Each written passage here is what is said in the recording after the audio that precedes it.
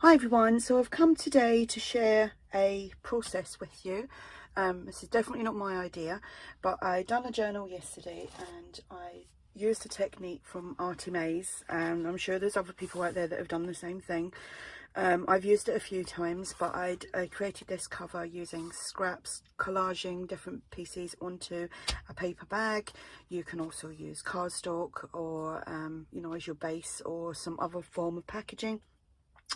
Today I'm going to use another paper bag because I want to do another one, and a few people had said they would love to see how I done it. ARTYmaze is linked below. I'm not sure which video because I know it's a junk in the trunk. I will actually try and find out from Andrea which one it is, and I'll link that below so you can see how she done hers, but this is where I got the inspiration from.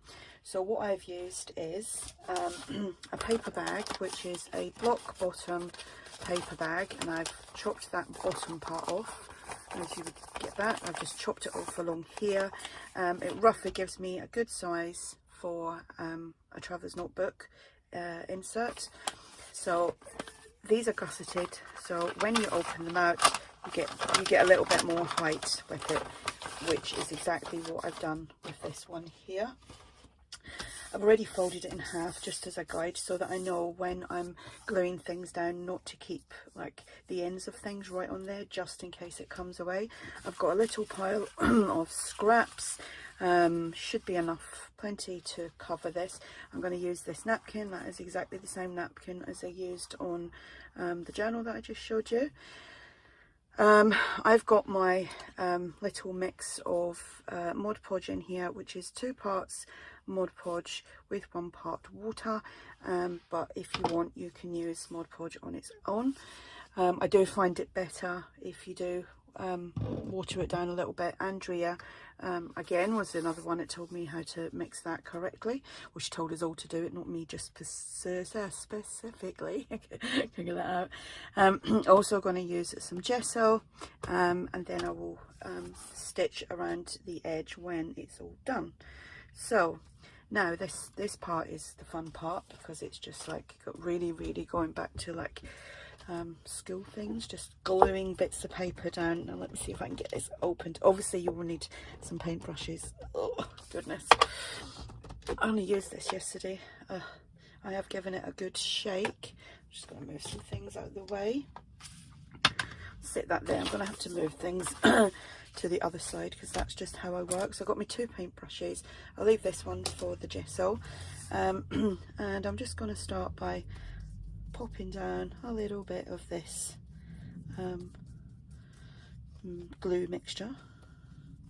There is other things out there like collage podge and all sorts of stuff, so I'm going to put that on there, and I'm just going to go over it because I'm going to gesso it, obviously because you don't want it all bright and in your face. It really does dull it down quite nicely. Little bit of dictionary page. Now you can just cut things up to any size you like, it's entirely up to you. That's upside down, doesn't really matter really, but there we go.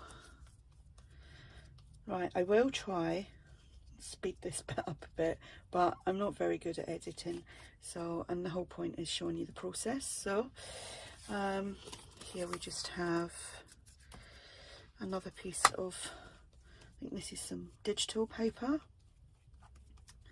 I mean, you can just use book pages and on different fonts and all that kind of stuff.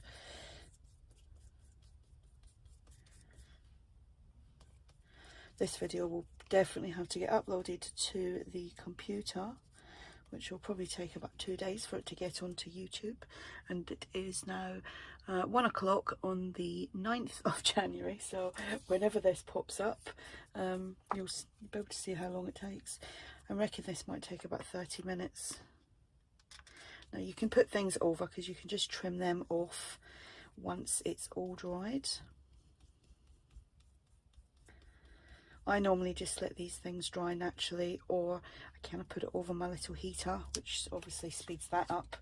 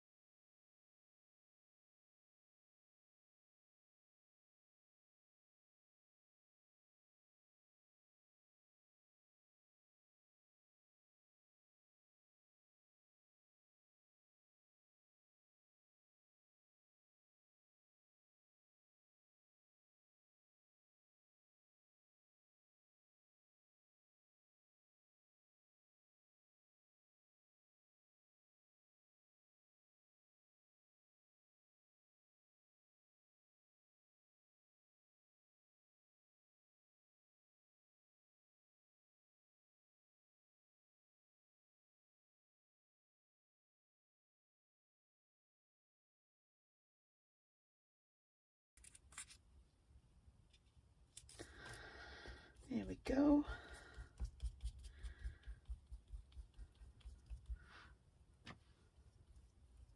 Right, I just need something there, and I've got a icky little bit there. I think I will use this.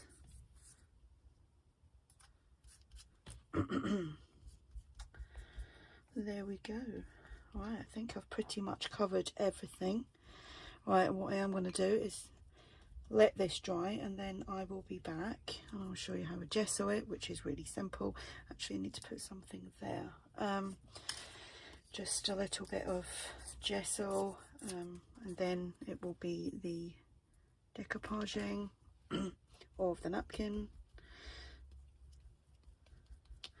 So I will be back in a tick. Right, so I'm back. This is dry. I actually gave it another coat of the gluey, the gluey water, which is Mod Podge and water. So I gave it another coat just to make sure, and I dried it very quickly with my heat gun. So it's all nice and dry. You can see all the bits that are all sticking out. There's a little bit of wetness still going on back there, but obviously want to do this, I can dry that afterwards. So now I'm just going to add some gesso. That's the gesso that I'm using. You can use any that you like. This is just a white one. It's not too grainy, because some of them can be quite grainy, and I'm just going to dab little bits on. Now sometimes you can see here there's too much on there, so I'm just going to wipe some of that away. It's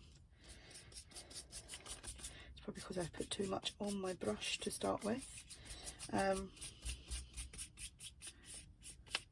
Just really want to dull like everything down. It's probably best if I do it on there. You can also use an old like a credit card or something like that, or you know, an old points card or something like that, because you don't want to show any details off from a credit card. See, too much on there, so I'm just going to wipe some of that off. Now if you just like that look on its own, obviously before I started doing this, you could keep it as is, but I do want to dull this down a little bit, especially because I've got some dark, I have got some dark colours on there. And obviously whilst that's still wet, you can just use a baby wipe to dab a little bit off if you want.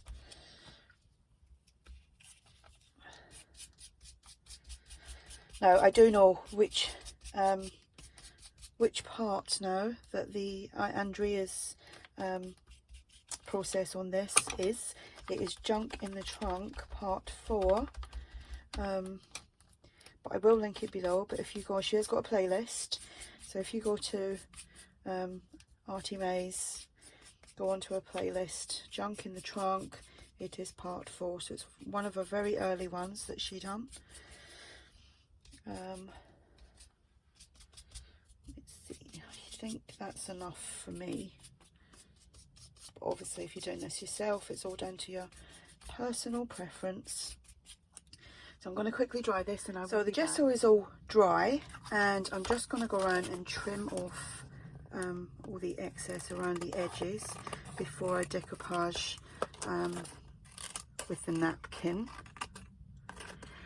If I'm going to sew afterwards as well, but if you don't have a sewing machine, and I would maybe suggest that you use a solid piece of base to do your cover, so that you don't have to sew, because I have to sew this because obviously I've got open ends. These ends are open because it was a paper bag, so I have to secure that somehow. But if you don't, then there is, you know, always the option of just using something, a solid base that you don't have to sew. And just make sure that all around the edges are very well glued down so they don't come away. I'm trying not to break into the brown paper bag, but even if I did, it would be okay because I am sewing it. Right, so not a lot of waste. and I won't actually keep that. That will go on my carpet of my carpet of paper on the floor. Does anyone else do that? Just lob it all on the floor? I do. So I've already taken the back off of the napkin, and now I'm just going to, now this is obviously the opposite side of the napkin that I used. I might actually want to use another piece thinking about it. I do. I'm not going to use that piece, so I'm just going to fold that to one side. So I'm just going to cut that out and I'll cut the piece off that I want. Now there's many different ways to do this. I'm actually just going to tear it and just try to make sure that I haven't got any straight edges, like just blank, you know, in the middle of the journal cover. So I'm going to start with just taking little bits off of here. And you can wet this around the edges, but every time I've tried to do that, I've just made a right mess, so I just do it like this. It is a little bit time consuming, but I don't mind. I don't mind at all. Just trying to see what I've done on the other one. So I'll just tear it around. So I'm kind of just going to use this portion here for the front of my cover. Just take it in a little bit.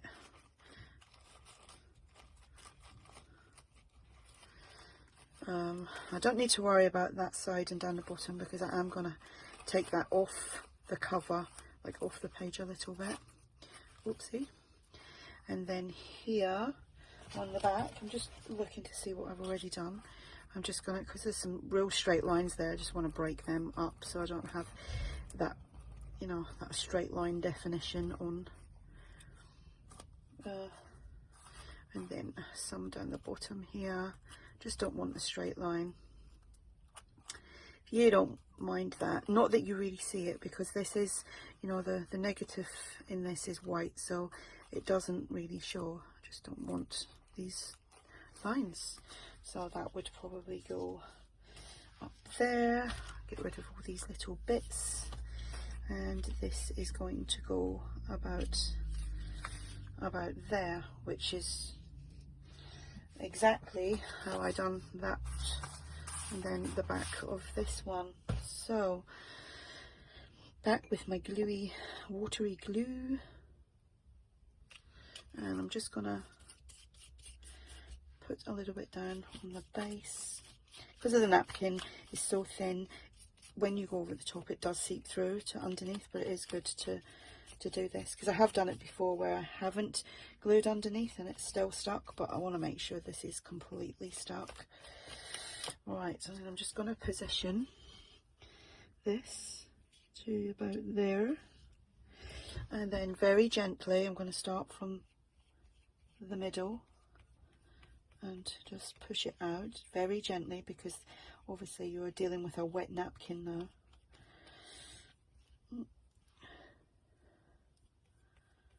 Don't push down too hard with the brush. I think I just bumped the camera again. Just making sure around the edges are very well glued down.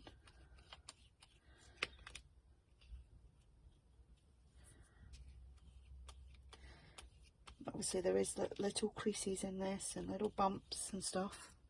I don't mind. You can either let this dry naturally or get the heat gun on it, or put it over your heater or something like that, somewhere it will dry quick if you want to like crack on and get on with your project.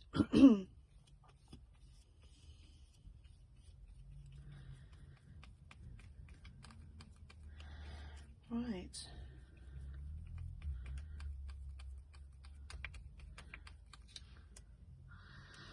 Then I'm going to do this side. Just give a bit of glue down there. Hopefully my head doesn't get in the way, because I want to just make sure that I can get that pretty straight. Yep, there we go. Again, kind of starting from the middle, kind of working my way out. That's just to try and save some bumps and lumps, You don't want to start from the outside, get in the middle, and you've got it's all kind of gathered in there, and you've lost some of the image because you've wrecked it.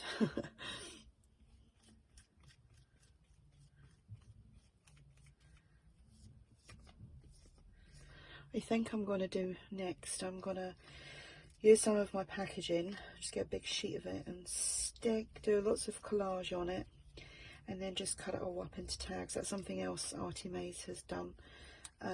It's just a good base for a tag rather than just having a, you know, a plain background. You've just got something to work with already. There we go. I think that's all done. Whoops, see? Nearly took a bit off then. Right, so I will dry that. I will be back. Right, so the napkin is all dried, and it kind of feels right stiff at the moment. So I'm just kind of gonna break it down a little bit by kind of manipulating the whole cover. Because it is stiff, it kind of makes it harder to work with. But when you do this, you're just breaking down, I guess, all the mediums that you've put on there, the paper, the fibres in the paper. I had to do that with the one yesterday as well, and I did actually kind of, you're not going to be able to see me, but I kind of rolled it off the edge of my surface as well, just in both directions. I know you can't see it, but that's what I'm doing. And then I'm just going to ink around the edges, and then I will sew it, and that will be it done. So yeah, but if you are using a solid piece as your base, then you don't have to sew it if you don't want to, but just make sure the edges are all secured down, or if you could hand stitch it if you like. Wouldn't take long to do that. So I'm just going to use some vintage photo and just go around the edges. Oh, something that I didn't do, I didn't go over it with my little emery board, little nail file thing. So I'm just going to do that now. This is probably not the greatest at the moment, just to smooth it down a little bit. Not too hard, just kind of gently.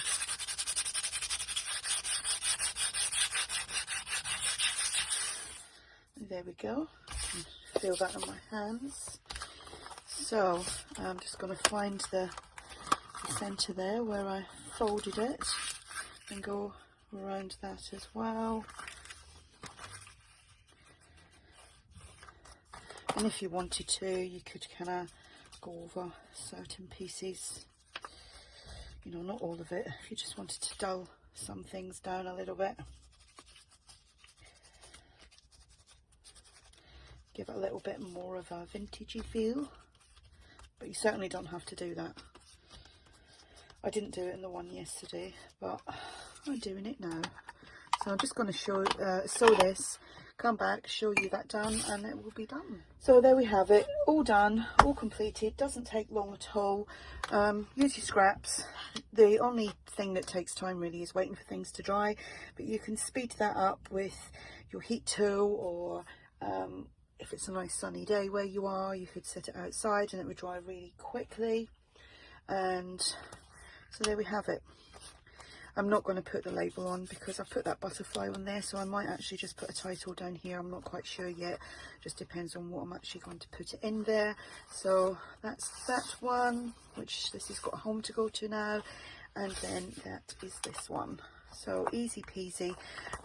If you wanted to cover the inside, I would suggest that you do that before you stitch, or you know, just like make sure something's glued down there securely.